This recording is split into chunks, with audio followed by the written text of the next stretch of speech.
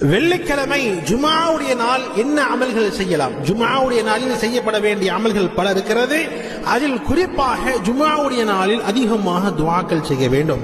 ரசூல் ஸல்லல்லாஹு அலைஹி வஸல்லம் அவர்கள் கூறுகிறார்கள், ஜுமாவுடைய நாளில் ஒரு நேரம் இருக்கிறது, அந்த நேரத்தில் அல்லாஹ்வுடையார் அல்லாஹ்விடத்தில் என்னவெல்லாம் துஆ கேட்பாரோ அல்லாஹ் நிச்சயமாக அதை வழங்காமல் இருப்பதில்லை என்பதாக ரசூல் ஸல்லல்லாஹு அலைஹி வஸல்லம் அவர்கள் சொன்னார்கள். எனவே ஜுமாவுடைய நாளில் அதிகமாக அல்லாஹ்விடத்தில் துஆ செய்ய வேண்டும், அல்லாஹ்விடத்தில் துஆக்கள் கேட்க வேண்டும். குறிப்பாக நம்முடைய வாழ்க்கையில் இருக்கக்கூடிய கவலைகள் நீங்க அல்லாஹ்விடத்தில் துஆ செய்யணும்.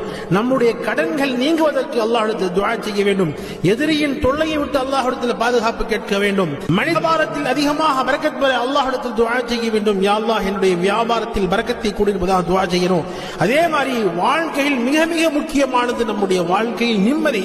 அந்த நிம்மதியை அல்லாஹ்விடத்தில் அதிகமாக இந்த ஜுமா நாளில் நம்ம கேட்டுக்கொண்டே இருக்க வேண்டும். ஜுமாவுடைய நாள் முழுக்க நம்முடைய தேவைகளை அல்லாஹ்விடத்தில் கேட்டுக்கொண்டே இருந்தால் ரசூல் ஸல்லல்லாஹு அலைஹி வஸல்லம் அவர்கள் சொன்ன அந்த நேரத்தில் நம்முடைய துஆக்கள் கேட்டுவிட்டோம் என்று சொன்னால் நிச்சயமாக அல்லாஹ் வழங்காமல் இருப்பதில்லை என்று சொன்னார்களே.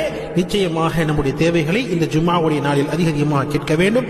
வல்ல ரஹ்மான் நம் அனைவருக்கும் ஜுமாவுடைய இந்த நன்னாளில் அதிகமாக அமல் செய்யக்கூடிய பாக்கியம் தந்தருள்வானாக. ரசூல் ஸல்லல்லாஹு அலைஹி வஸல்லம் அவர்கள் மீது அதிகமாக